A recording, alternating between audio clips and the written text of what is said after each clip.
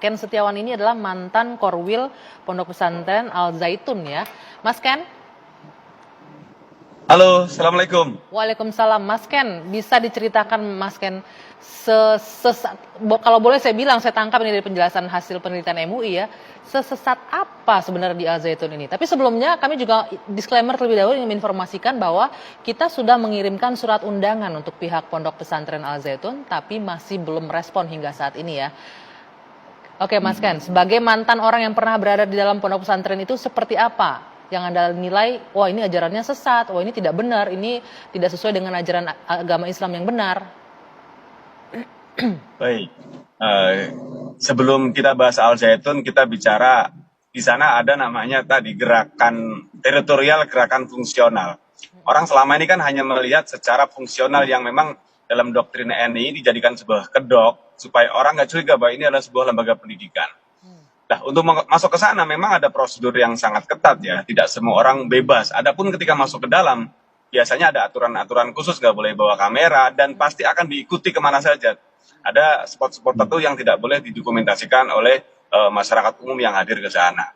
Jadi sebenarnya kalau bicara tentang Al Zaitunnya kita hampir putus asa ya, karena ya sejak kami keluar, termasuk penelitian MUI dan Kemenak sudah ada penelitian dulu kok. Hasilnya juga hampir sama dengan MUI, cuman ya masalahnya mungkin karena dianggap dulu ini produk politik, jadi mungkin tidak dipublish sehingga ya kami lebih fokus kepada penanganan korban yang tadi disampaikan Pak Yai Khalil juga bicara tentang NI-nya, karena di Al Zaitun dan NI itu satu paket sebenarnya. Ini dianggap produk politik, itu bagaimana Anda bisa berkesimpulan ini bahwa dianggap sebagai produk politik, Mas Ken?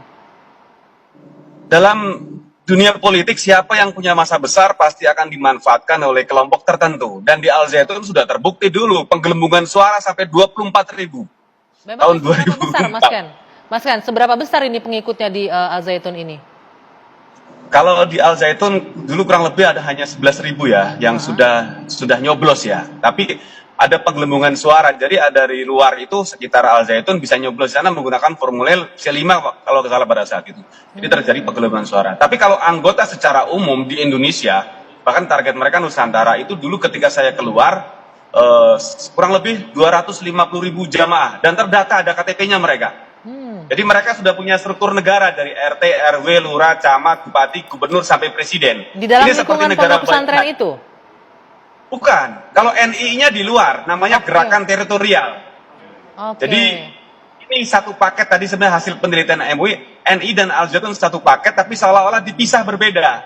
Jadi supaya orang juga tidak curiga bahwa ini mau ke pesantren